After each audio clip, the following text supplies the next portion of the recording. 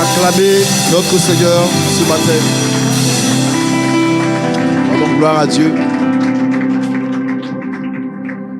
Alors, bonjour à tous, bonjour à toutes, et encore bienvenue ce matin. Bienvenue donc dans ce lieu d'apparence simple, mais où le Seigneur nous fait du bien à chaque semaine, où le Seigneur nous bâtit. Le Seigneur est en train de lever une armée de disciples, de personnes qui vont manifester assurément sa nature et son caractère en cette génération. Et si dans ton partage, tu vas encore rendre grâce à Dieu par les acclamations. Et tu vas te tourner vers ton voisin de droite et de gauche. Tu vas lui dire, je suis béni, je rends grâce à Dieu de ce que tu es encore là ce matin. Tu vas dire que le Seigneur te fasse du bien et que sa gloire soit visible dans ta vie. Au nom de Jésus. Amen. Et nous voulons prendre le temps ce matin de saluer tous les bien-aimés qui sont connectés avec nous. Donc, en particulier, Rivière du Loup et je ne sais pas aussi toutes les autres familles, peut-être Chicoutimi aussi, qui éventuellement donc, sont connectés avec nous. Que Dieu vous bénisse de là où vous êtes. Nous sommes ensemble. Amen. Et donc, nous bénissons le Seigneur pour notre chorale aussi. Je tiens à préciser que nous avons notre famille de Rivière du Loup qui a maintenant donc ses cultes régulièrement maintenant tous les dimanches. Et il y a des missionnaires qui quittent ici pour aller là-bas. Alors, je voudrais te dire que nous t'attendons toi aussi. Oui, nous t'attendons. Viens nous rejoindre. Viens rejoindre les rangs des missionnaires. Et par la grâce de Dieu, en tout cas, c'est notre prière. Avant la fin de cette année, nous attendons à ce qu'il y ait d'autres familles qui commencent à se retrouver en présentiel les dimanches. Donc, il y en a d'autres qui sont déjà sur lesquels nous sommes en train de travailler. Au moment opportun, bien sûr, on va vous l'annoncer. Mais vraiment, cette année, nous voulons que Dieu puisse nous étendre et que toutes les villes donc, où nous ne sommes pas encore présents, que nous puissions commencer à initier des familles dans ces villes-là. Amen. Donc, comme je l'ai dit la dernière fois, oui, tu peux acclamer le Seigneur, tu vois. Comme je l'ai dit la dernière fois, je pense à la veille des stars. Toi aussi, tu peux décider d'être l'instrument que Dieu va utiliser pour commencer l'œuvre dans une ville où nous ne sommes pas encore présents. Amen. Oui. Souvent, on pense que ça demande beaucoup de choses.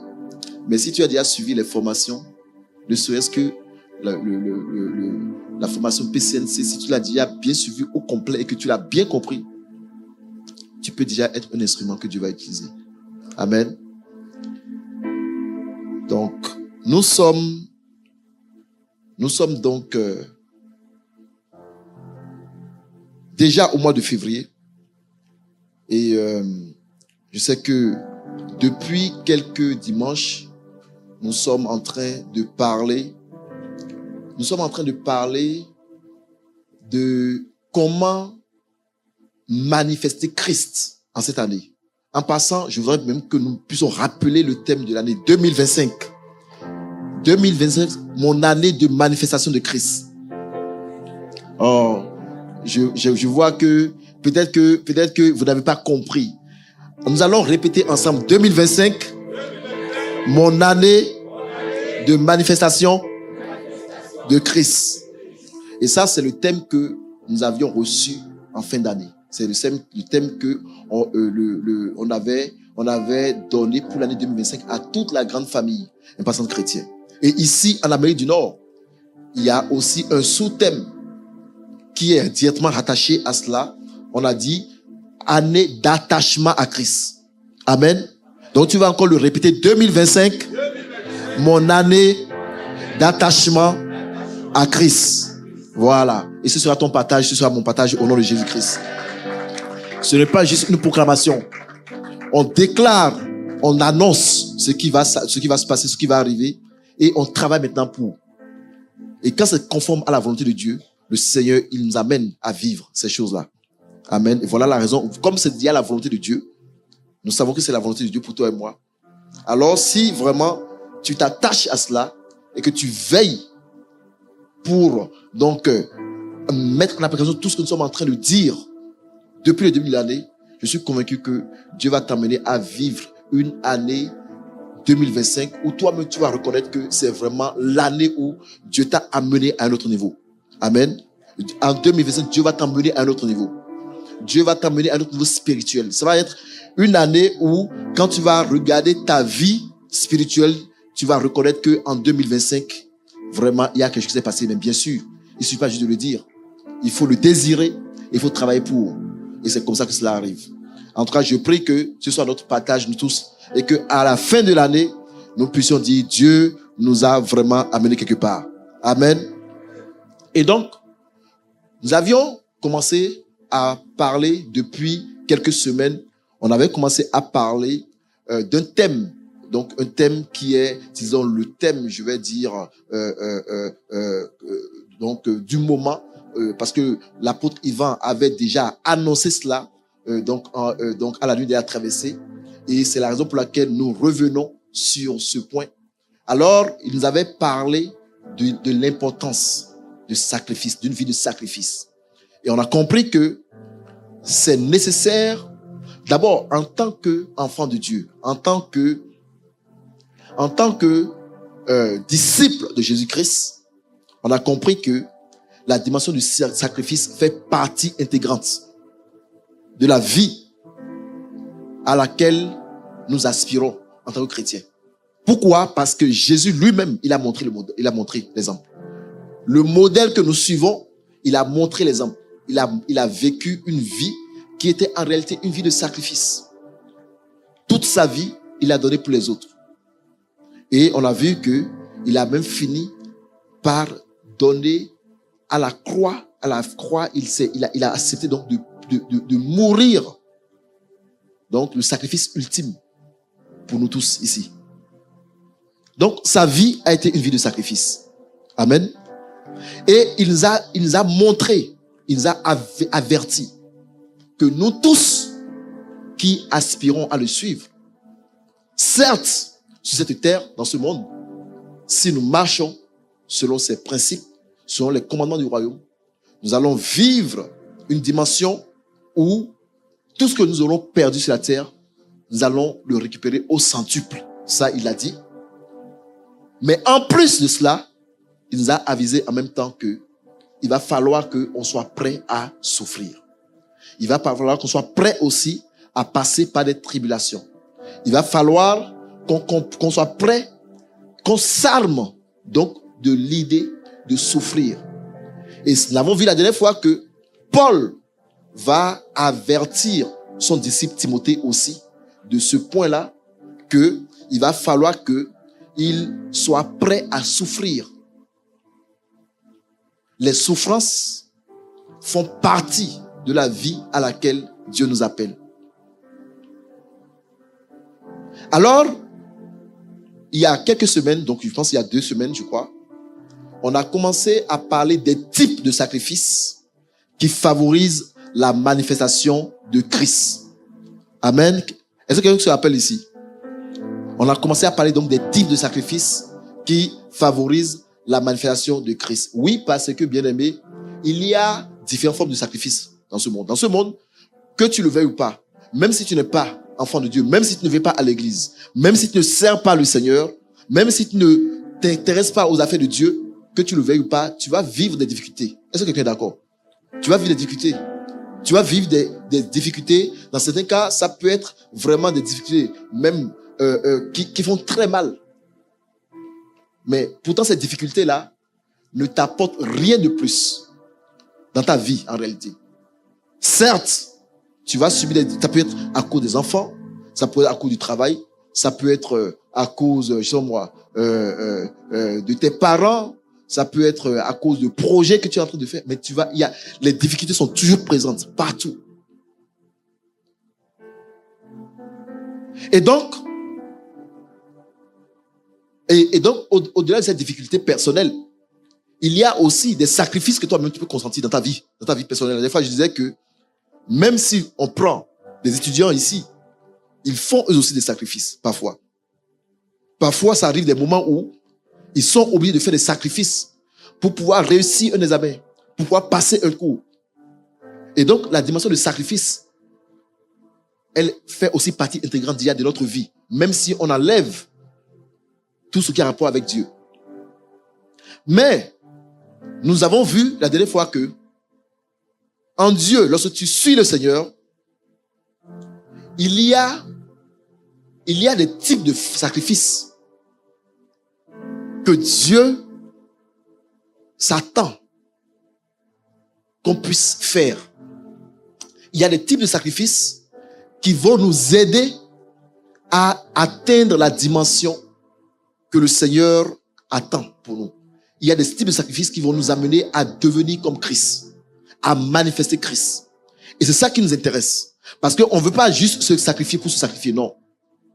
Je sais que il y a un temps, j'ai même vu entre-temps des images où il y a des personnes qui ils ont essayé de faire un peu comme disons la passion de Christ, et puis ils sont allés même jusqu'à se flageller, et donc on voit le sang couler. Il y en a même qui sont même allés jusqu'à se faire crucifier, un peu comme Jésus-Christ, tu vois. Mais Dieu n'a jamais dit ça. Ça, par exemple, c'est pas un sacrifice qui est conforme à la volonté de Dieu, parce que le Seigneur, le sacrifice que le Jésus-Christ a fait, c'est un sacrifice unique qui est valable pour tout le monde. Et donc, ce sacrifice-là nous amène à vivre des bénédictions, certaines bénédictions à cause du sang de Jésus-Christ qui a coulé. Mais ça ne veut pas dire que toi-même, tu vas encore aller à la croix, mais que tu vas te flageller. Tu peux te flageller sans plus sortir. Mais bien aimé, ça ne va rien rajouter à ce que Jésus-Christ a fait. Donc, tu vois que tu peux faire des sacrifices, tu peux faire des choses qui vont te faire mal dans ton corps, dans ta chair. Tu peux faire certaines choses dans ta vie personnelle qui vont être des choses douloureuses, mais qui ne sont pas conformes à ce que Dieu veut pour toi, qui ne sont pas conformes, disons, à la volonté de Dieu, qui ne vont pas amener, au fait, qui ne rajoutent rien en réalité de plus à ta vie spirituelle. Voilà pourquoi il devient important de s'arrêter pour connaître, pour prendre connaissance des sacrifices conformes à la volonté de Dieu qui vont nous amener à vivre la manifestation de Christ de manière concrète. Alors, nous avions déjà commencé il y a 2 semaines. On a déjà dit beaucoup de choses. On a déjà vu 2 points sur lesquels je vais revenir rapidement pour nos bien-aimés qui n'étaient pas là la dernière fois. Avant, maintenant, de continuer. Et je prie que nous puissions terminer sur ce thème aujourd'hui. Dans tous les cas, comme vous avez entendu dans les annonces, d'ici 2 semaines, je sais que nous aurons un séminaire avec l'apôtre Yves sur ce même thème, donc ce thème des sacrifices. Et vraiment, je prie déjà que nous tous, on puisse déjà commencer à disposer de notre temps pour vraiment être présents durant ce séminaire, parce que je crois que certainement le Seigneur va nous parler, le Seigneur va nous permettre vraiment de bien asseoir tout ce qui concerne la dimension de sacrifice à laquelle il nous appelle. Amen. Je vois qu'il n'y a que 2 ou 3 personnes dans la salle. Amen. Alors, je voulais juste revenir rapidement. Je vais juste rappeler des choses que nous avons dites la dernière fois pour nos bien-aimés, peut-être, qui sont là aujourd'hui pour la première fois, qui ne nous ont pas suivis la dernière fois. On avait parlé de l'importance des sacrifices. On avait vu que dans le monde spirituel, bien-aimés, les sacrifices sont omniprésents. Peu importe du côté où on est. C'est un principe spirituel. Dans le monde des esprits, les sacrifices sont quelque chose de quasiment incontournable. Quand on va dans la parole de Dieu, quand on va dans l'Ancien Testament, avant même la loi, on va se rendre compte que il y avait déjà la dimension de sacrifice. On va voir que les hommes qui ont marché avec Dieu, ils étaient habitués à faire des sacrifices, sans même qu'on le leur demande.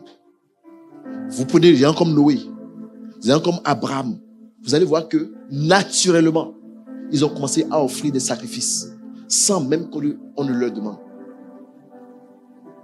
Les sacrifices font partie du monde spirituel. C'est la raison pour laquelle vous allez voir que, comme je l'avais dit la dernière fois, si vous allez voir même dans le monde occulte, vous allez voir que les sacrifices sont omniprésents. Ceux qui vont consulter les devins, ceux qui vont consulter les sorciers, vous allez voir, on va toujours leur demander des sacrifices. Ça peut être un poulet, ça peut être un bœuf, ça peut être, parfois même des sacrifices humains, parfois même. Donc, les sacrifices sont toujours présents. Et on a vu que là où il y a sacrifice, il y a aussi puissance. Et c'est cela qui fait que dans le monde spirituel, des personnes qui sont à un niveau élevé d'autorité, souvent, c'est des personnes qui ont beaucoup sacrifié. Lorsque vous allez voir quelqu'un, on va dire, lui là, c'est un grand sorcier, lui là, c'est un grand maître. Très souvent, c'est des personnes qui ont un parcours, en tout cas, où il y a vraiment des sacrifices. Il y a beaucoup de sacrifices. Et donc, le Seigneur ne veut pas que nous soyons ignorants de ces choses-là. Parce que, en réalité, ces principes spirituels viennent de la parole de Dieu. On va le voir aujourd'hui. Les principes spirituels concernant le sacrifice, ça vient de la parole de Dieu. C'est Dieu qui les a créés. Vous savez, on parle souvent de la bénédiction d'Abraham, qui continue à parler sur nous. Dieu a béni Abraham. Dieu a béni Abraham et Dieu a dit à Abraham que toutes les nations de la terre vont être bénies au travers de toi. Et cette bénédiction, elle parle depuis des générations, elle parle encore sur nous qui sommes aujourd'hui des enfants de Dieu. Donc par Christ Jésus, cette bénédiction, elle coule sur nous. Mais qu'est-ce qui a fait que Abraham est pleinement rentré dans cette bénédiction? On va voir, si on lit la parole, on va voir que Abraham a été capable, il était prêt à sacrifier ce qu'il avait de plus précieux, c'est-à-dire son fils unique. Et c'est alors, comme il était prêt à sacrifier, c'est alors que Dieu l'a béni. Parce que pour Dieu, il voyait que c'était déjà fait, au fait. Mais comme il y avait une promesse qui était liée à ce sacrifice, Dieu n'a pas permis que Abraham aille au bout. Mais à cause de ça, à cause du prix du sacrifice qu'il était prêt à payer, il y a une bénédiction, il y a une grosse bénédiction qui a été rattachée à sa vie. Et cette bénédiction coule encore aujourd'hui. Alors, quel est mon point? Le point, c'est que les sacrifices nous amènent à vivre des bénédictions, des faveurs divines. Et la taille, ou du moins la puissance du sacrifice peut déterminer aussi la puissance de la bénédiction qu'on va expérimenter. Amen. On va le voir aussi avec Salomon. C'était la même chose. On a vu comment est-ce que Dieu est apparu à Salomon. Et on a vu comment est-ce que Dieu a béni Salomon. Avec, donc, des richesses à tel point qu'on dit qu'aucun homme, plus jamais aucun homme sur la terre, ne pourra être aussi riche que ce monsieur. Pourquoi? Parce qu'il a payé un prix fort. Il a offert un sacrifice puissant devant Dieu. Un sacrifice qui, certainement, je ne sais pas s'il y a d'autres personnes qui avaient déjà offert un sacrifice comme ça, mais en tout cas, c'est un sacrifice qui a parlé, qui a retenti devant le Seigneur. Et la dernière fois, bien aimé, on a commencé à énumérer, les types de sacrifices qui provoquent l'intervention divine, les types de sacrifices auxquels nous devons nous habituer si nous voulons vivre, si nous voulons manifester Christ. Et le premier dont nous avons parlé, si vous vous rappelez, qui se rappelle? C'est quoi le premier sacrifice? Oui? Ok, donc j'entends. Donc les sacrifices de prière. Dis avec moi, sacrifice de prière. Ah oui, les sacrifices de prière. Quelqu'un va dire encore, mais prier encore. Ça ne cesse jamais, cette affaire-là. Mais oui, bien aimé. Parce que notre vie, la vie spirituelle est bâtie sur la prière. La vie spirituelle, la vie chrétienne. Voilà pourquoi une église où il n'y a pas suffisamment de prière, en réalité, c'est une église qui est à la merci du royaume des ténèbres. Mais nous ne serons pas à la merci du royaume des ténèbres. Ça ne sera pas notre partage. Nous allons persévérer dans la prière. Dis avec moi, vie de prière.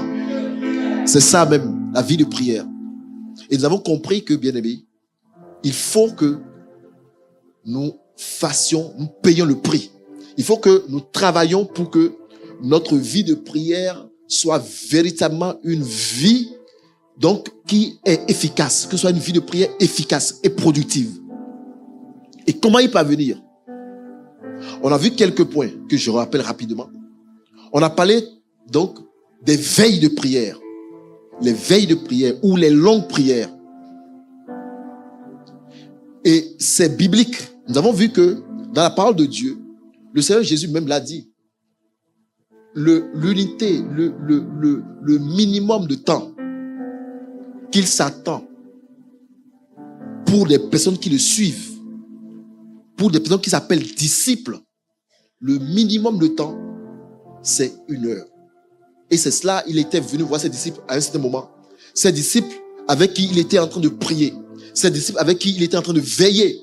Ou avec qui il luttait pour dans le jardin de Gethsémane. Et à un certain moment, les disciples, ils étaient assoupis parce qu'il y avait une activité, il y avait certainement une activité maléfique qui avait pour but donc de les endormir. Et donc, les disciples n'étaient pas capables de veiller avec Jésus-Christ. Et le Seigneur Jésus, à 3 reprises, il est parti. Il a prié pendant longtemps. Il est venu. Il a vu que ses disciples n'arrivaient pas à le suivre. Il a fait la reproche. Donc, vous n'êtes même pas capable de tenir ne serait-ce qu'1 heure avec moi. Même pas 1 heure. Autrement dit, bien-aimé, le minimum que le Seigneur s'attend des personnes qui le suivent, des personnes qui sont ses disciples, c'est vraiment le minimum. Lorsque tu rentres dans un temps dans un moment de prière, c'est 1 heure. Un créneau de 1 heure, ça c'est le minimum. Au fait, je dirais que c'est l'unité de mesure. Et donc, dans ce champ-là, quand le Seigneur Jésus-Christ, il était en train donc de lutter contre sa propre destinée, la Bible montre que il a prié longuement. À un certain moment, il est venu. Il est encore reparti. Il a prié longuement. Il est encore revenu. Il est encore reparti. À 3 reprises. Cela nous montre déjà que lorsque tu comprends, lorsque tu regardes un peu la scène, tu vois que déjà, dans ce moment-là, le Seigneur Jésus-Christ, il a prié au moins 3 heures de temps, minimum. Et ça, c'est une habitude qu'il avait. Je pense que c'est une habitude aussi qu'il avait aussi avec les disciples. On va voir dans la Bible, à certains moments, la Bible nous dit souvent que le matin très tôt, pendant qu'il se faisait encore noir, ou pendant qu'il se faisait encore sombre, le Seigneur Jésus s'est levé, il allait prier le matin, avant le lever du jour. Et souvent, il priait jusqu'à ce que le jour se lève.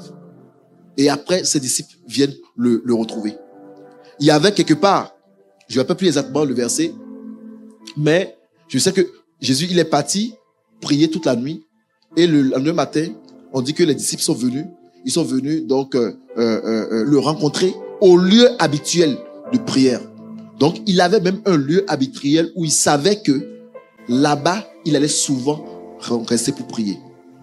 Et donc, nous avons dit la dernière fois que, bien aimé, en tant qu'enfant de Dieu, en tant que disciple de Jésus-Christ, si nous voulons vraiment vivre la dimension de Christ manifestée, nous devons nous aussi apprendre à nous lever.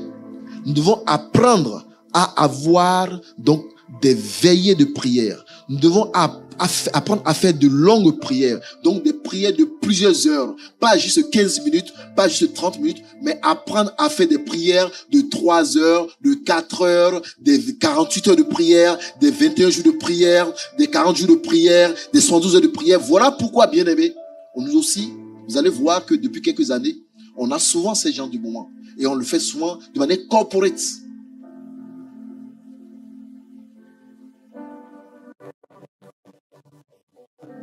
Tu as besoin pour enfanter certaines choses dans ta vie.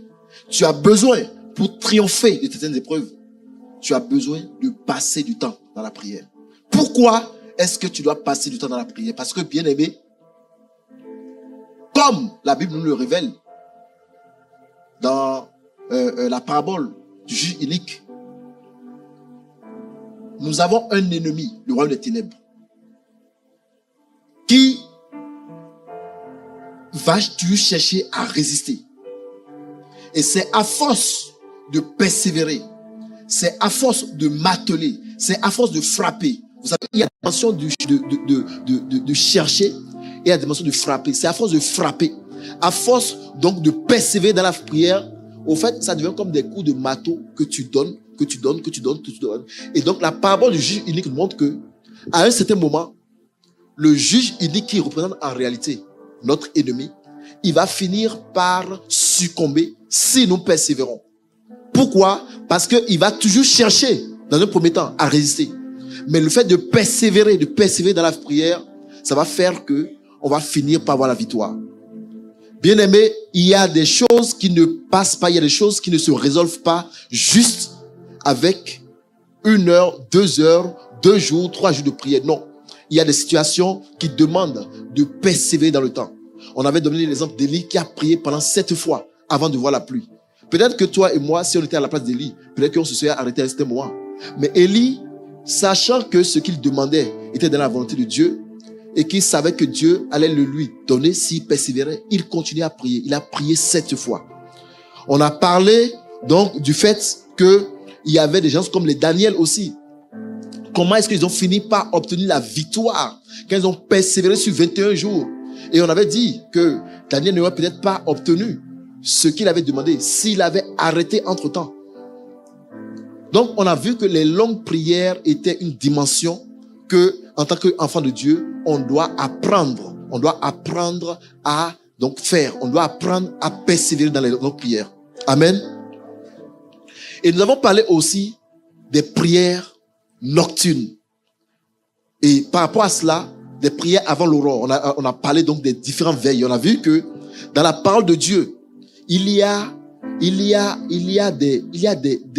des moments. C'est vrai qu'on peut prier en tout temps. La Bible nous demande de prier sans cesse, de prier en tout temps. Et c'est vrai, on peut prier en tout temps, on peut prier dans la journée. Oui, c'est vrai. C'est ce qui est normal.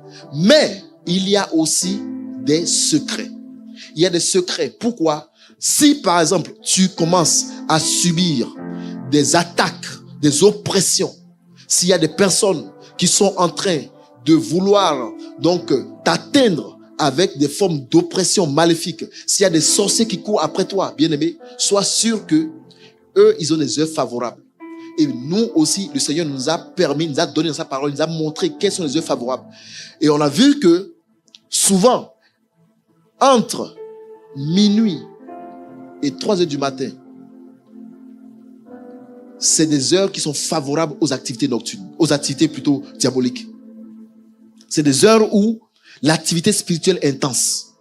Et c'est des heures qui sont favorables aux prières de combat. Si tu vis des oppressions, voilà des heures où tu vas vouloir certainement te lever pour prier. Il y a différents blocs de prière. Et à chaque bloc, donc, il y a donc le bloc de 0 à 3 heures, il y a le bloc de 3 heures à 6 heures, par exemple. Et chaque bloc il y a des types de prières spécifiques qui sont favorables dans ces blocs-là. Quand on parle de prier à l'aurore, quand on parle de commander à l'aurore, par exemple, ça, c'est le type de prière dans le bloc de 3 heures à 6 heures. Tu te lèves et tu commandes avant l'aurore, avant que donc le soleil ne se lève. Et ça, on va voir dans la parole de Dieu, il y a beaucoup de références bibliques. Donc, on en a déjà parlé, on ne va pas revenir là-dessus.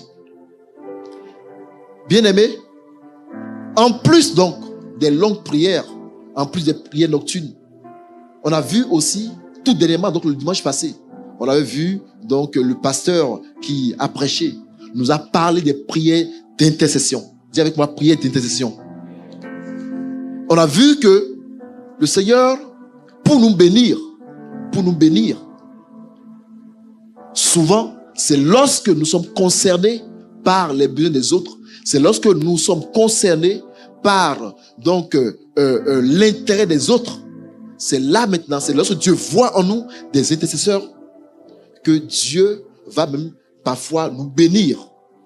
Et on a vu que si nous voulons vraiment atteindre cette dimension où Christ est manifesté en nous, si nous voulons que Dieu prenne notre vie comme vraiment une vie à laquelle il prend plaisir, il va falloir que on soit intéressé à intercéder pour les territoires où nous sommes. Il va falloir que nous devenions des veilleurs et que dans nos veilles, dans nos intercessions, que nous puissions prier pour les territoires où nous sommes, que nous puissions prier pour l'église.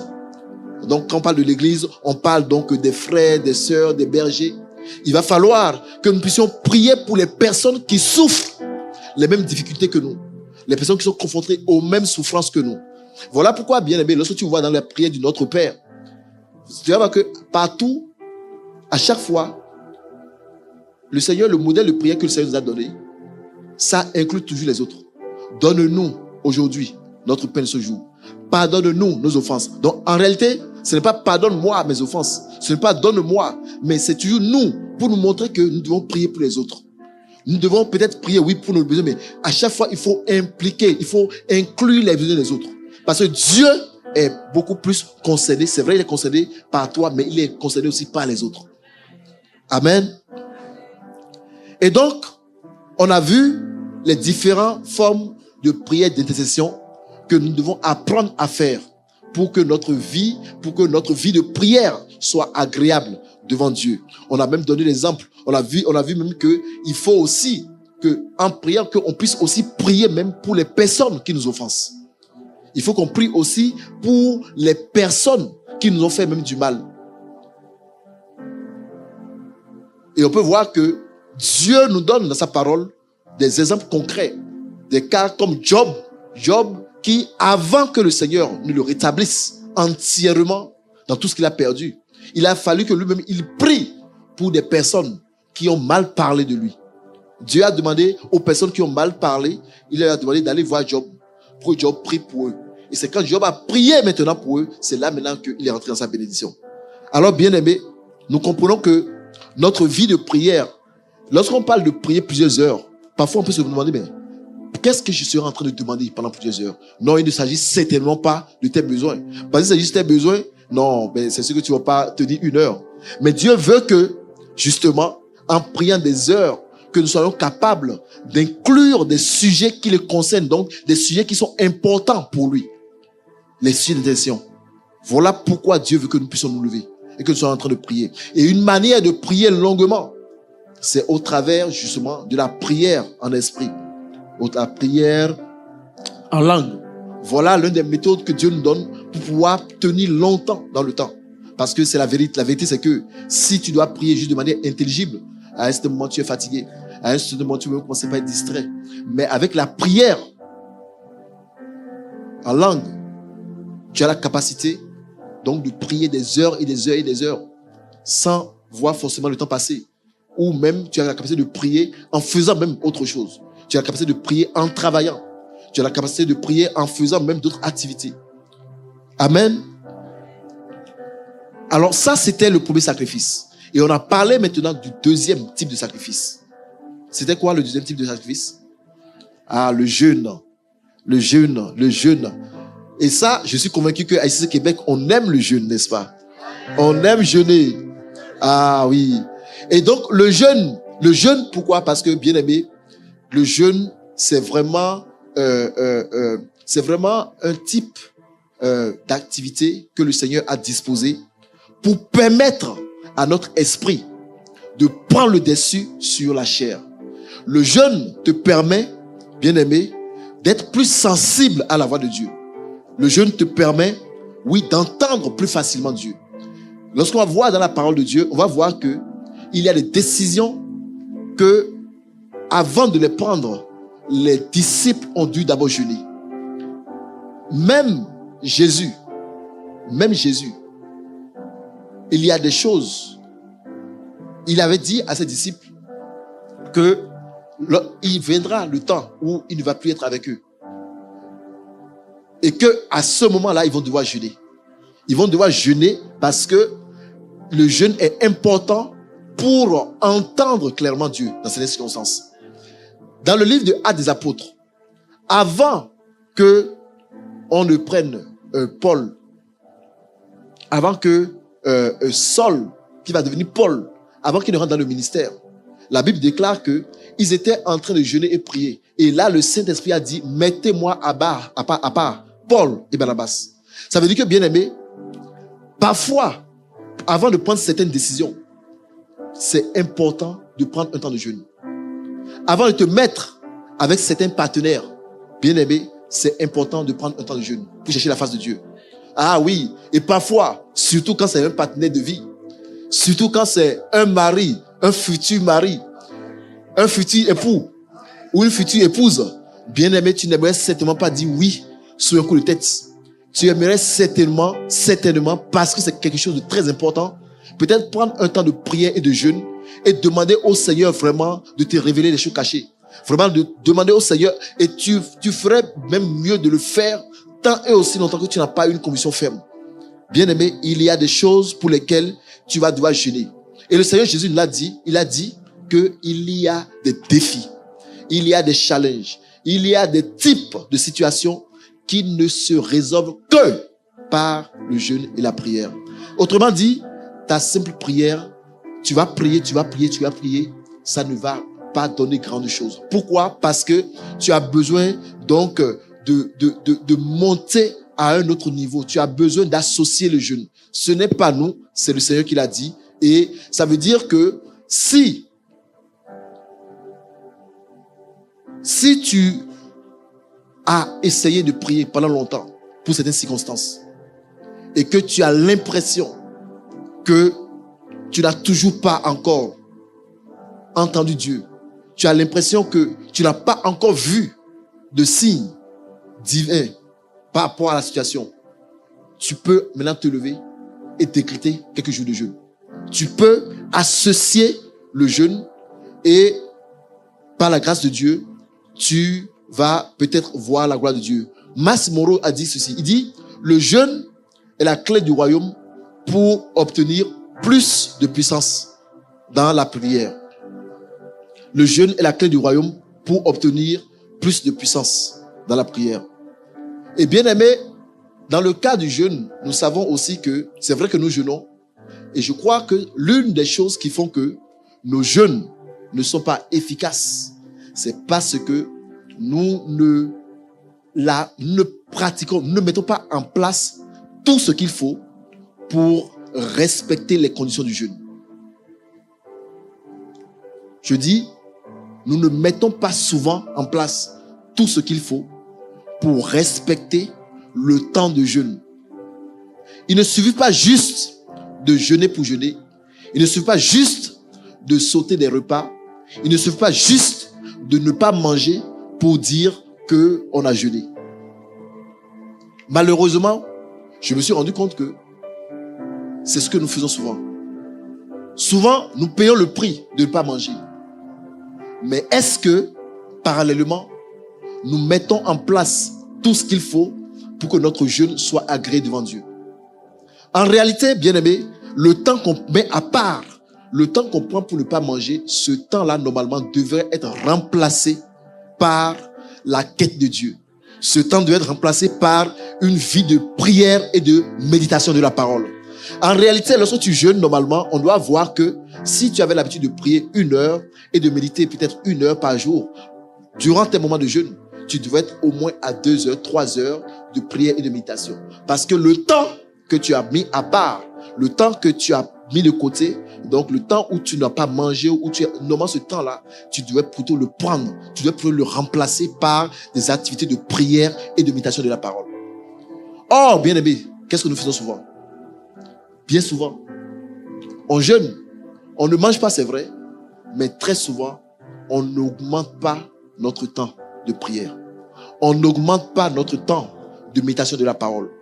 Et souvent, ça fait que on peut se sacrifier, on peut ne pas manger, mais finalement, l'effet du jeûne, l'efficacité du jeûne n'est pas obtenue. C'est ce que le Seigneur a reproché à son peuple. Vous vous rappelez, Dans le livre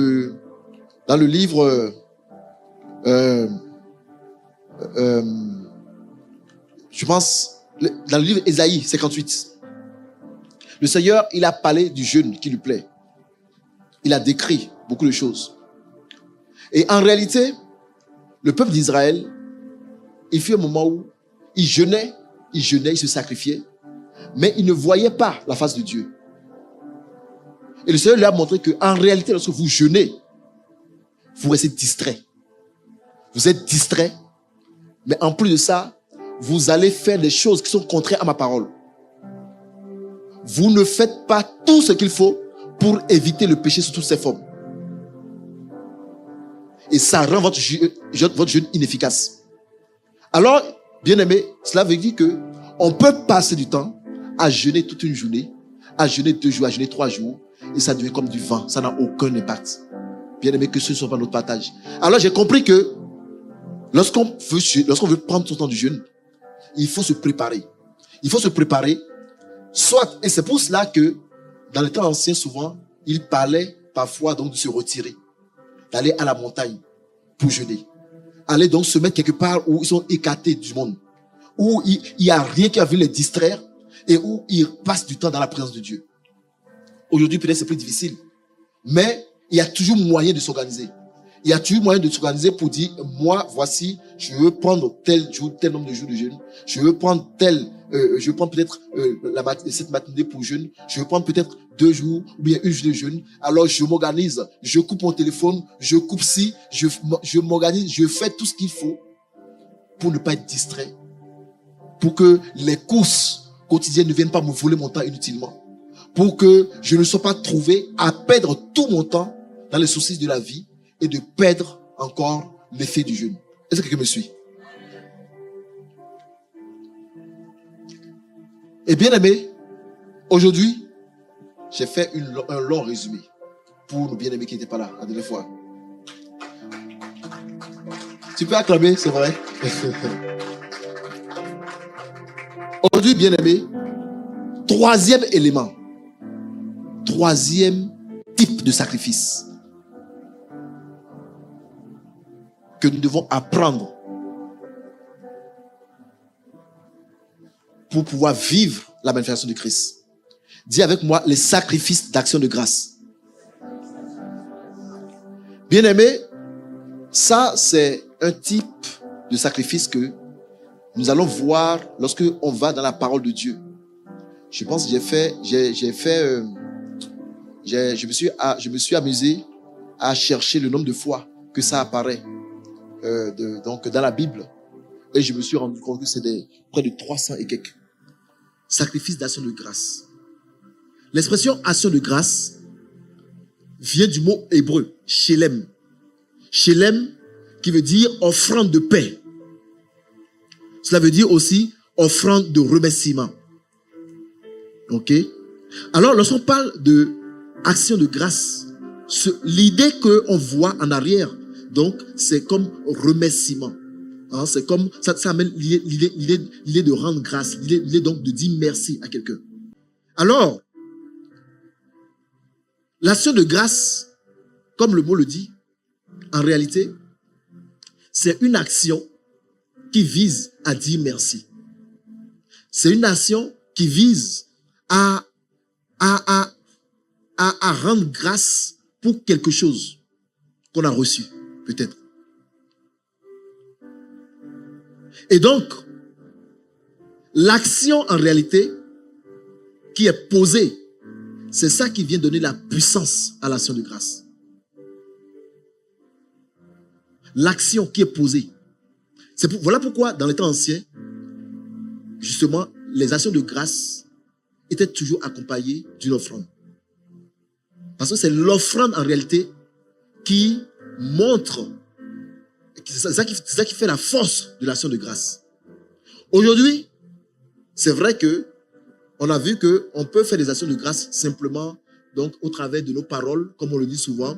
On peut rendre grâce simplement aujourd'hui, on rend grâce à Dieu par des chants. On fait des chants d'action de grâce. Donc, tu peux dire merci. Hein, ou parfois même, on dit même, voilà, on rend grâce même en dansant même. Oui, c'est vrai. Mais, il y avait, dans les temps anciens, il y avait toujours la dimension d'offrande qui devait accompagner l'action de grâce. Et ça, c'est un principe que, dès le commencement, le Seigneur lui-même, il a communiqué à son peuple. Il lui avait communiqué dès lors qu'ils ont sorti d'Égypte et qu'il a donné les 10 commandements. La première chose qu'il a enseigné à son peuple, c'est d'être capable de monter un autel et d'offrir des actions de grâce. On va le voir dans le livre de Exode, au chapitre 20, verset 34.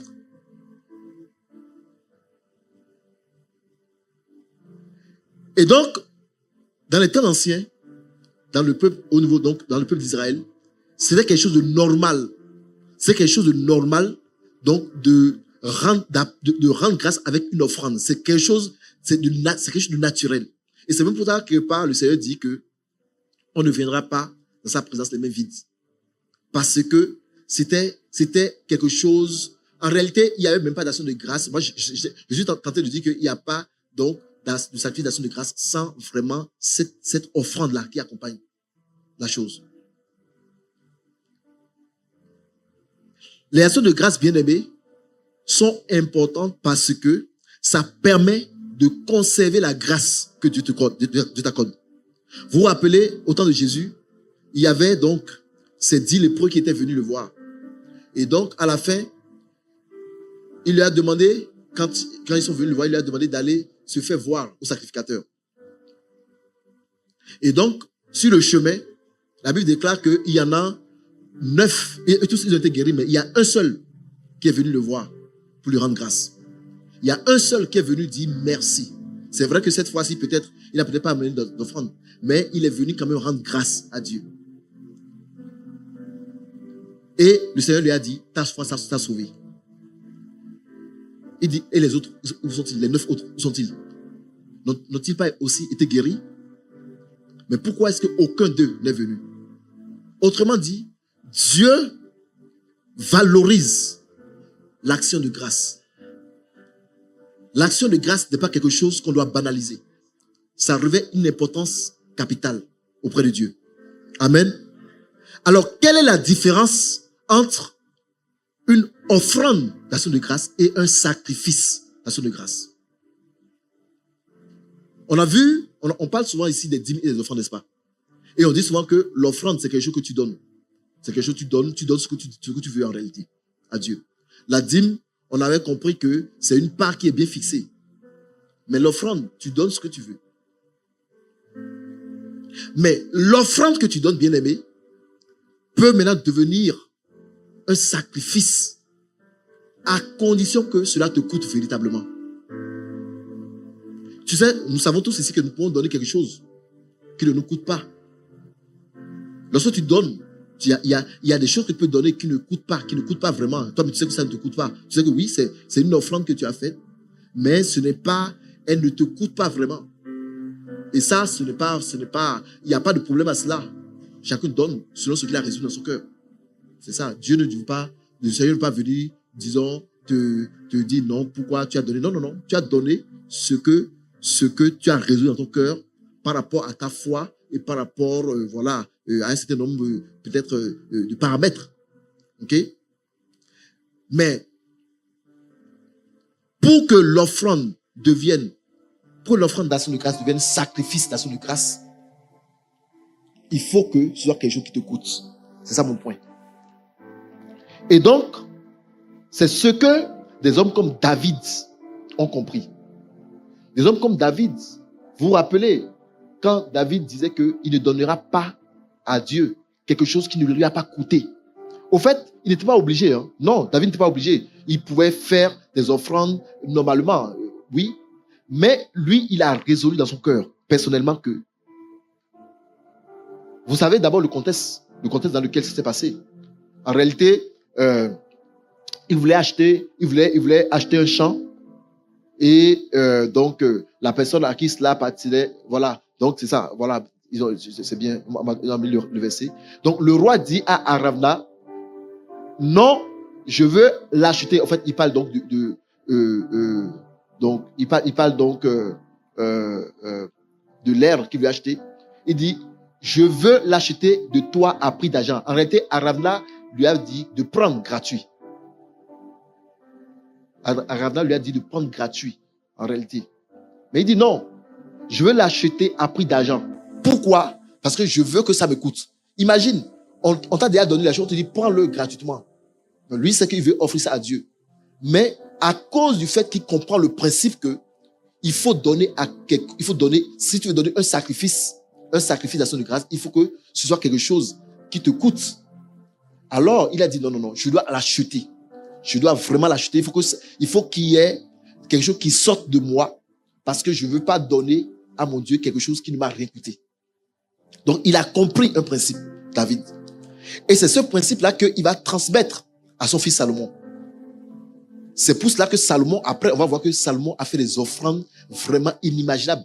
Il a fait des offrandes gigantesques. Il a fait des offrandes vraiment que nous-mêmes, on se dit, mais vraiment, quelle révélation est-ce qu'il a eu? Mais c'est parce qu'il a compris. David lui a enseigné des choses. Il a vu son père faire des choses. Il a vu comment est-ce que David ne pouvait pas donner à Dieu quelque chose qui ne lui a pas coûté. Il a vu que David devrait à chaque fois s'assurer de donner quelque chose qui a de l'importance à Dieu. Donc Salomon, il a grandi dans cet environnement. Il a compris ce principe. Il a bien compris ce principe. Voilà pourquoi il était prêt maintenant à son tour. Salomon, j'ai compris que c'est quelqu'un qui fait vraiment les choses en grand. Quand il a compris quelque chose là, il le fait vraiment en grand. Hein? Quand il veut prendre des femmes, il les prend vraiment en grand aussi. Salomon, il n'est pas dans la dimension du petit. Non. Il fait les choses en grand. C'est comme un Américain.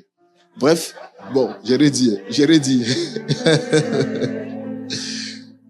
Mais Salomon, il a compris. Regardez, on dit, Salomon immola 22 000 bœufs. Je me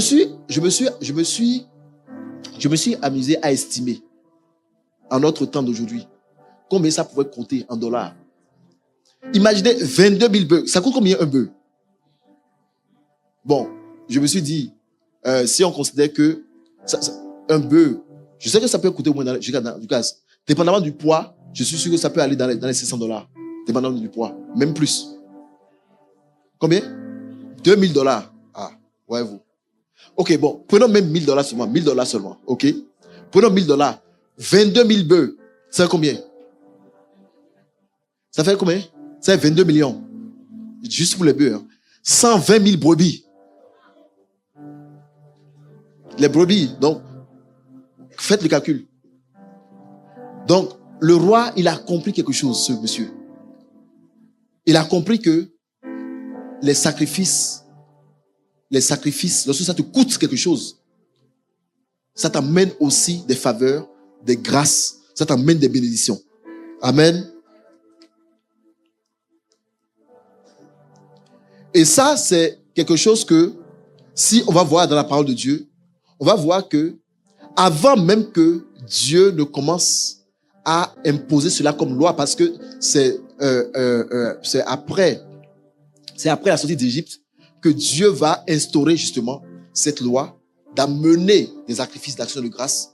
Mais avant même cela, les patriarches, les uns comme les Noé, les uns comme les Abraham, on va voir que naturellement, ils avaient déjà compris que à chaque fois que Dieu te fait une promesse, à chaque fois que Dieu te visite, à chaque fois que tu expérimentes quelque chose de la part de Dieu, il faut maintenant rendre grâce avec un sacrifice.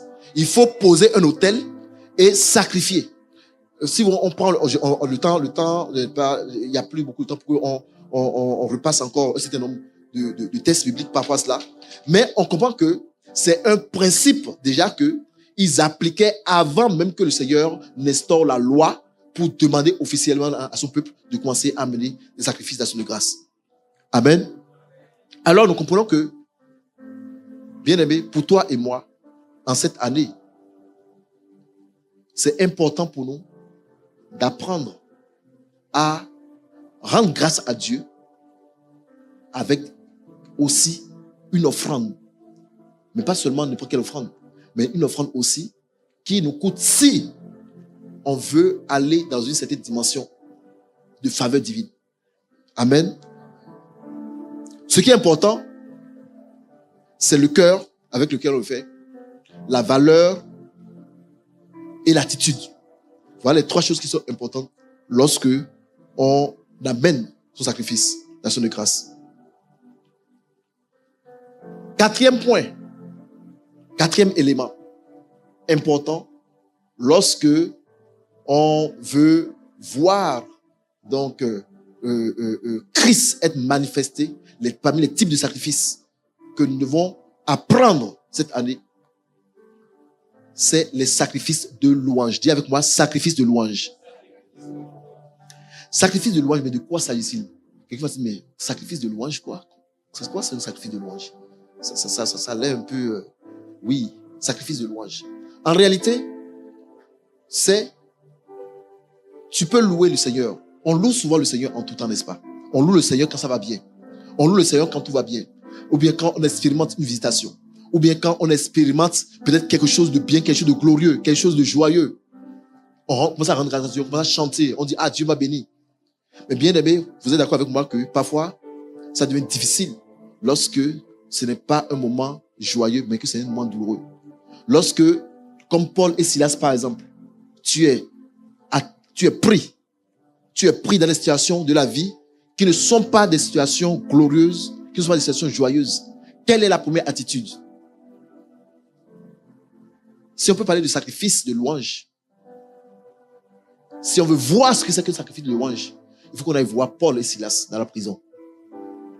Lorsque ça va mal, lorsque autour de toi, il y a tout ce qu'il faut pour que tu sois triste, lorsque l'ennemi met en place tout le système pour que tu n'aies aucune raison de rendre grâce à Dieu. Mais toi, dans cette situation, tu continues quand même à bénir le Seigneur. Tu continues quand même à célébrer le Seigneur. Tu continues quand même à faire monter vers le trône de grâce, donc des louanges, pour dire, oh oui Seigneur, la Bible déclare dans le psaume, donc comment rendrai-je à l'Éternel ses bienfaits? Donc je le louerai encore. Et donc tu continues à le louer, tu le célèbres, peu importe ce que tes yeux voient. Là, bien aimé, ça devient un sacrifice. Pourquoi? Parce que ça fait mal. Oui, tu es dans une situation difficile. Tu es dans une situation où tu as tout ce qu'il faut pour rester triste. Il y a tout ce qu'il faut pour que tu commences à peut-être penser à peut-être que Dieu t'a oublié.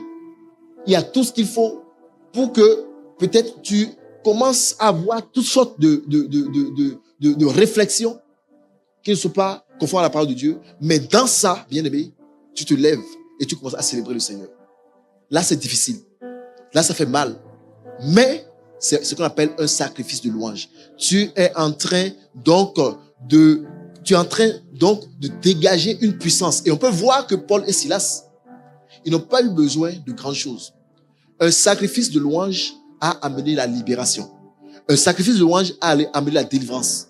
Un sacrifice de louange a fait que Dieu a envoyé des cieux ses anges qui ont libéré donc la prison, qui ont libéré, donc qui ont ouvert les portes de la prison. Donc voilà comment est-ce que, bien aimé, on peut vivre des choses, des situations, on peut vivre vraiment des choses exceptionnelles si on apprend à adopter justement cette attitude dans les cas difficiles, si on apprend à faire des sacrifices de louange. Amen.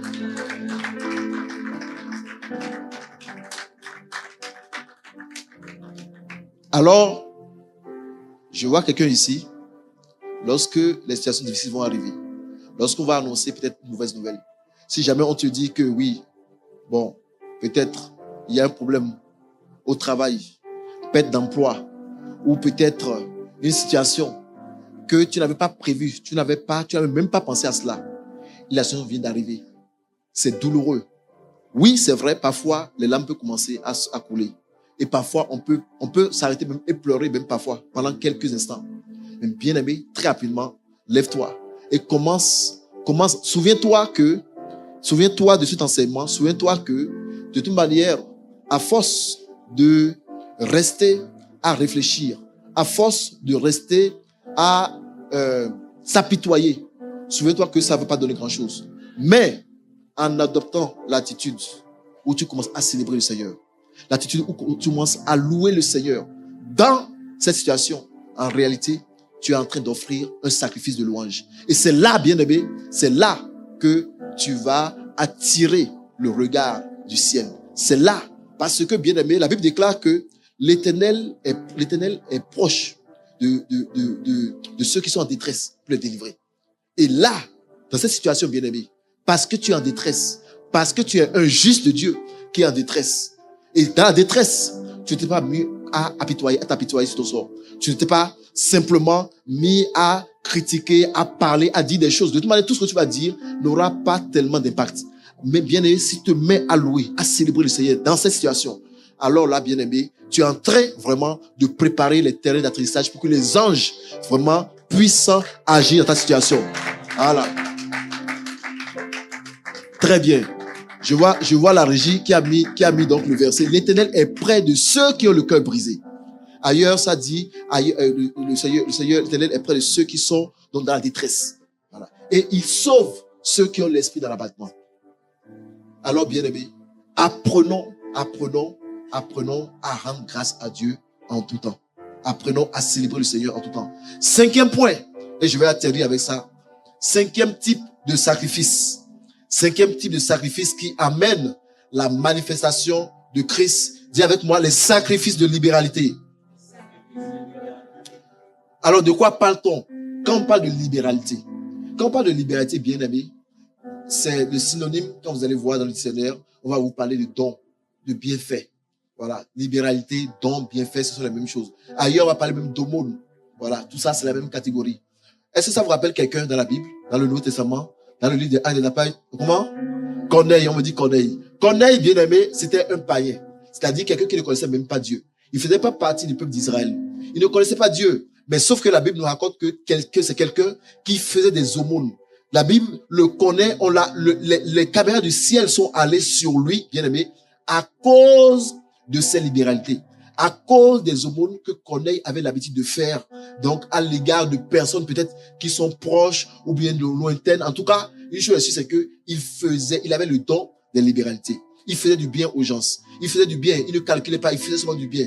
À tel point qu'à un certain moment, les bienfaits qu'il a fait ont commencé à parler pour lui devant le trône de Dieu. Les bienfaits qu'il a fait ont commencé à parler donc pour lui et toute sa famille devant le trône de Dieu. Il n'était pas sauvé. Il ne connaissait pas Dieu. Mais, bien aimé, comme les Rabes, comme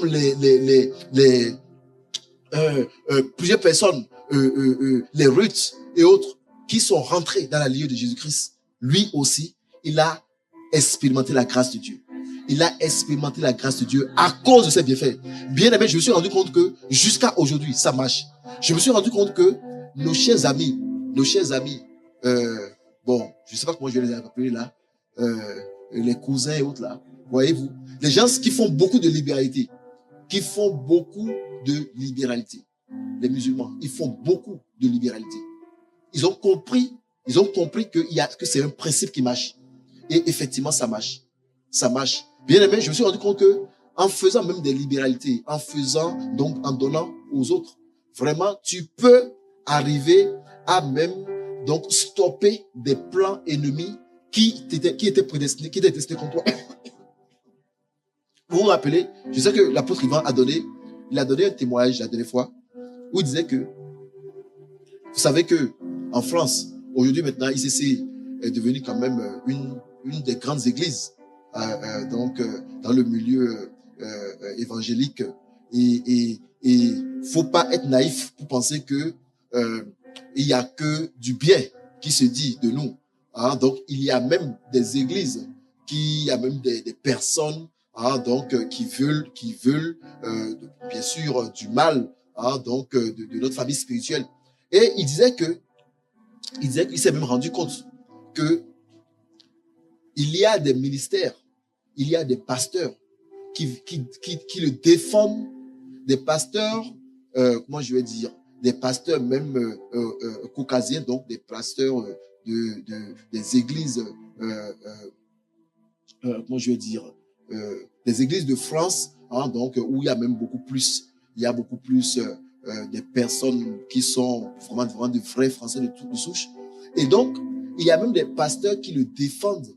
Donc, à chaque fois qu'ils entendent qu'on est en train de mal parler de lui, mais simplement parce que, voilà, à un certain moment, Dieu l'avait mis à cœur, hein, de semer dans leur vie. Dieu l'avait mis à cœur, vraiment, donc, de leur faire du bien. Et aujourd'hui même, sans qu'ils ne parlent, au fait, quand ces pasteurs-là quand ils entendent des personnes qui sont en train de vouloir du mal, ou qui parlent mal, donc, de la famille et pas sans chrétien, au fait, lui-même, il n'a même pas besoin de parler. C'est ça qui commence même à le défendre. Et donc, ça fait que, bien aimé, parfois quand tu fais du bien, quand tu fais des libéralités, tu ne sais même pas à quelle occasion est-ce que ces choses-là que tu es en train de faire vont parler pour toi. Tu ne sais même pas. Alors, bien aimé, je me suis dit, il faut absolument, souvent ce qui fait que on n'a pas, comment je vais dire, on n'est pas prompt à aider, on n'est pas prompt à faire le bien, on n'est pas prompt avec les libéralités. Souvent, c'est que parfois, nous-mêmes, on n'en a pas assez. Et c'est la raison pour laquelle nous prions pour l'abondance. Comme je le disais souvent, il faut prier pour l'abondance parce que Dieu ne veut pas que tu restes seulement toi seul dans son coin. Non, Dieu veut que tu deviennes une source de bénédiction, que tu puisses faire des libéralités, des aumônes. C'est ça qui est normal. Ça devrait être notre partage en tant qu'enfant de Dieu. On devrait avoir la main ouverte, donner, donc aider des personnes qui sont en difficulté. Ça peut être même pour les frais scolaires, quelqu'un qui peut-être n'a pas où dormir. On devrait être la solution. Bon, bien aimé, par contre, il y a quelque chose, attention. Il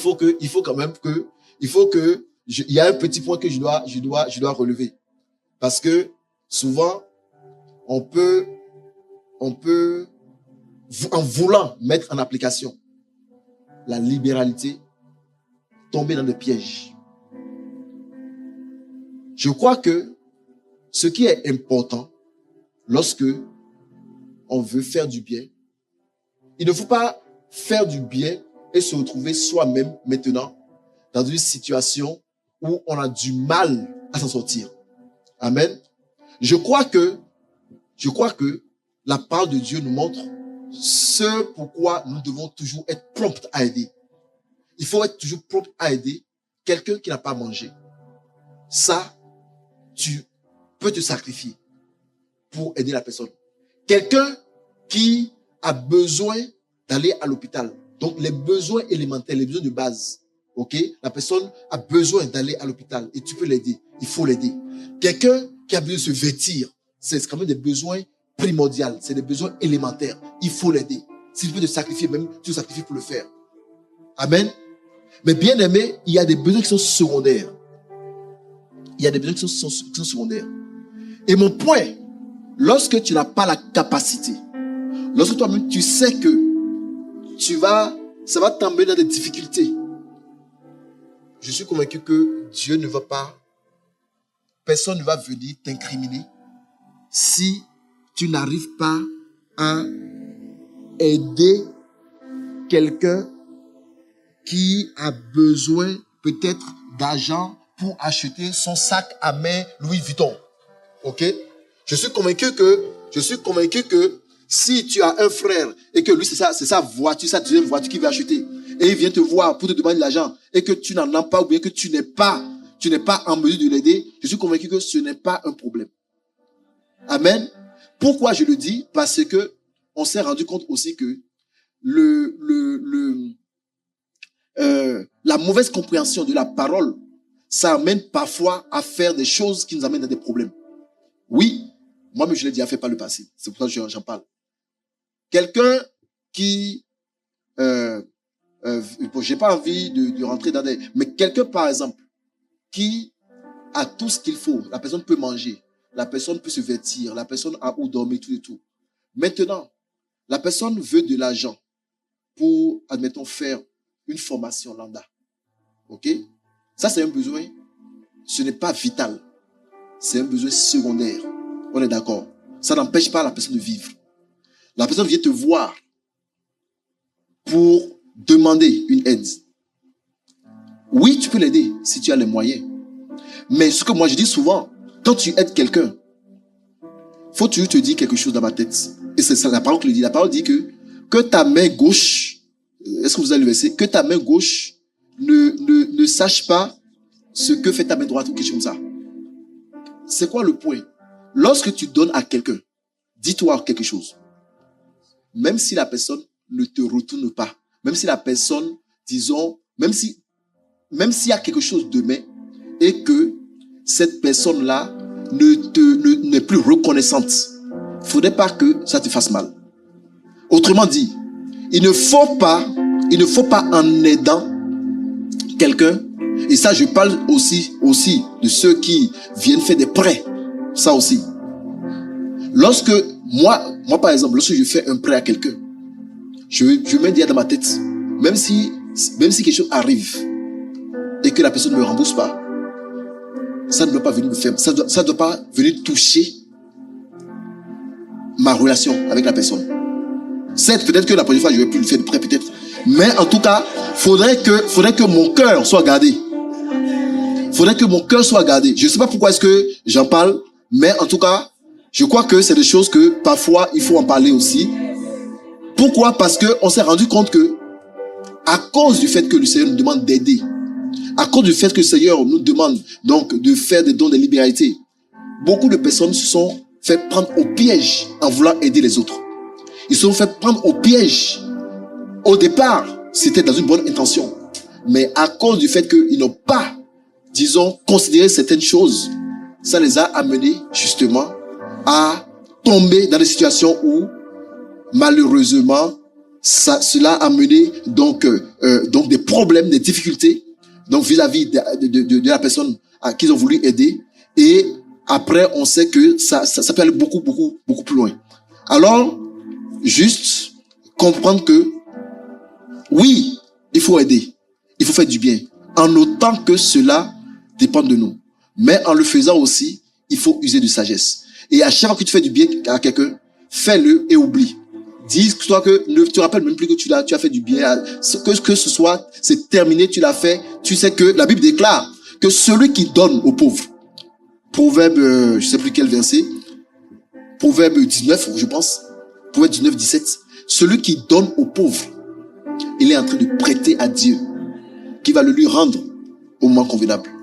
Voilà pourquoi tu peux le faire autant que cela dépend de toi et autant que tu as les moyens, fais-le, donne, fais des libéralités, fais des dons et Dieu permettra que un jour cela parlera en ta faveur. Amen. On peut acclamer le Seigneur et nous allons nous tenir debout. Nous allons demander la grâce de Dieu pour être capable d'appliquer ces différents types de sacrifices dont nous avons parlé et qui vont nous permettre de manifester Christ en cette saison. Nous croyons que Dieu veut nous amener à bâtir des autels puissants. Dieu veut nous amener à cette dimension où nous augmentons en sacrifice. Des sacrifices qui vont parler pour nous dans le monde spirituel. Parce que nous avons compris que les sacrifices sont vraiment un principe qui nous amène à grandir en autorité, qui nous amène donc à devenir plus puissants donc dans le monde spirituel. Alors élevons la voix et rendons grâce à Dieu pour ce message, pour cet enseignement. Seigneur, merci. Nous te sommes reconnaissants en ce jour. Merci parce que nous croyons que tu as un plan pour chacun d'entre nous ici présents. Seigneur, tu veux nous amener à une autre dimension. Tu veux nous amener à une autre dimension. Tu veux, Seigneur, que nous puissions vivre la réalité de Christ. En cette saison de réveil, tu veux, Seigneur notre Dieu, que notre témoignage soit palpable. Nous te bénissons pour cette dimension de sacrifice où tu veux que nous puissions opérer. Les sacrifices dans notre vie de prière. Oui, avoir une vie de prière, Seigneur, où nous payons le prix. Une vie de prière où nous passons des heures dans la présence de Dieu. Une vie de prière où, Seigneur, nous passons des nuits, des veilles nocturnes à chercher la face de Dieu, où nous intercédons. Père, nous avons compris que c'est là que, en passant du temps dans la prière, oh oui, nous sommes en train de semer. Nous sommes en train de semer, Seigneur, une semence qui va parler en notre faveur. Ah, Seigneur, merci. Amène-nous à semer dans la prière. Amène-nous à persévérer dans la prière. Amène-nous à augmenter, Seigneur, l'autel, ah, Seigneur, oh, de notre vie de prière. Père, nous te prions. Et aujourd'hui, nous avons compris aussi que la dimension du jeûne doit être associée. Seigneur, planifier un jour de jeûne, 2 jours de jeûne dans la semaine, de manière régulière. Être capable d'entendre Dieu, être capable d'être sensible à la voix de Dieu. Ah, Seigneur, cela, c'est quelque chose que tu as déjà annoncé dès le commencement. Tu as dit, oui, cela l'heure viendra où l'époux va partir et où l'épouse va être obligée de jeûner. Nous sommes en cette saison, nous sommes en cette période où les disciples doivent jeûner pour chercher la face de Dieu. Saint-Esprit, aide-nous, Seigneur, aide-nous à nous lever, aide-nous à payer le prix. Et alors que nous jeûnons, Seigneur, que nous ne soyons pas distraits, mais que nous puissions mettre de temps à part. Oh, Seigneur, nous te supplions. Oui, nous avons compris l'importance des sacrifices d'action de grâce. Oh oui, payer, donner, Seigneur, offrir des choses qui nous coûtent. Ah, Seigneur, nous voulons mettre cela en application. Amener devant l'autel de Dieu des offrandes sacrificielles. Lors des visitations divines, à chaque fois que tu nous visites, Seigneur, durant les séminaires, durant les moments, Seigneur, où tu nous parles, Seigneur, par ta parole, que nous amenions, Seigneur, devant ta face, des sacrifices d'action de grâce. En cette saison, Père, il y a ici une génération d'hommes et de femmes que tu es en train de lever, une génération d'hommes et de femmes, Seigneur, qui comprend l'importance des sacrifices de louange. Seigneur, des personnes qui ne se mettent plus à se plaindre, non, mais qui commencent à élever la voix, même lorsque les situations vont mal, qui commencent à élever la voix pour rendre grâce à Dieu, oui, qui commencent à célébrer le Seigneur, qui élève un parfait de louange vers le trône de gloire. Père, nous te bénissons. Merci de ce que tu nous amènes dans cette dimension. Ah, ma Père, oh oui, les sacrifices de libéralité. Ah, Seigneur, amène-nous dans cette dimension où nous comprenons que le bienfait accordé aux autres, Seigneur, c'est un investissement que tu ramènes dans notre propre vie. Nous voulons être des hommes et des femmes qui donnent, Seigneur, qui font le monde, Seigneur, qui donnent aux nations. Ah, c'est pas Père, nous te prions, amène-nous dans cette dimension. Merci, Seigneur. Merci, Saint-Esprit. Merci de ce que ces paroles, tu nous amènes à les vivre. Merci de nous les rappeler lorsque nous serons dans les situations où ces choses, nous devons les mettre en application. L'homme oublie rapidement, mais tu es celui qui nous rappelle ce que nous avons appris. Tu es celui qui, dans les circonstances, Seigneur, fait montrer dans notre intelligence ce que nous devons faire. Cher Saint-Esprit, merci. Merci de nous rappeler. Merci, Seigneur, de nous rappeler lorsque nous serons devant, Seigneur, les situations. Merci de nous rappeler ces choses, que nous puissions les mettre en application. Que, Seigneur, nous puissions les mettre en application. Dans le nom de Jésus-Christ. Alléluia.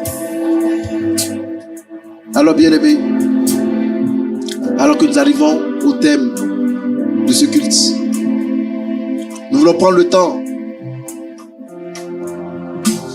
d'offrir l'occasion à quelqu'un ce matin. Quelqu'un qui veut recommencer avec le Seigneur. Quelqu'un qui veut partir à zéro avec Jésus-Christ. Bien-aimé, si tu es en ce lieu et que tu n'as jamais donné ta vie au Seigneur Jésus publiquement, si tu es en ce lieu et tu ne sais pas dans ton cœur si tu es né de nouveau ou pas. Bien-aimé, ceci te concerne. Aujourd'hui, c'est une opportunité. C'est une occasion pour que tu puisses commencer une vie nouvelle. C'est une occasion pour que il y ait un nouveau départ dans ta vie. Bien-aimé, si il y a des choses bizarres qui arrivent en cette saison dans ta vie et que tu ne comprends pas, alors je vais te dire aussi que cela te concerne. C'est l'occasion pour que tu viennes à Jésus-Christ, pour qu'il puisse arranger ta vie. Aujourd'hui, c'est le jour du salut pour quelqu'un. Aujourd'hui, si tu choisis de marcher avec Jésus et de reprendre ta vie avec lui, bien-aimé, il a la capacité de te transformer totalement. Il a la capacité de t'amener à vivre des choses grandes, des choses exceptionnelles. Il a la capacité de transformer totalement ta vie. Et ta vie ne sera plus jamais comme avant.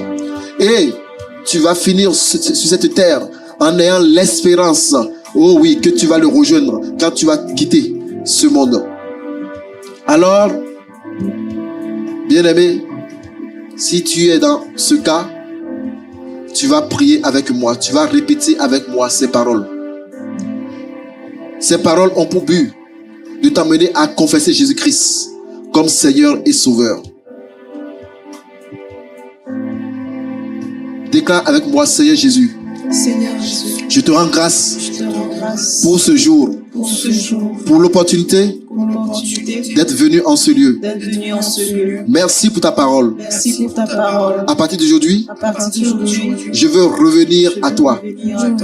Je veux devenir un enfant de Dieu. Je veux devenir un enfant. Je veux naître de nouveau Je veux naître de nouveau. et repartir à zéro avec toi. Partir à zéro avec toi.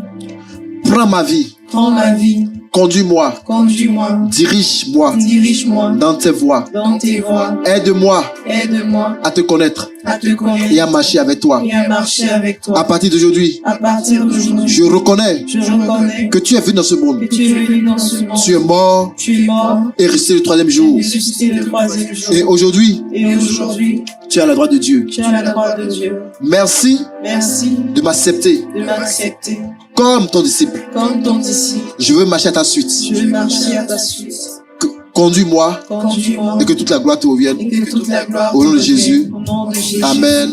Amen. Amen. Amen.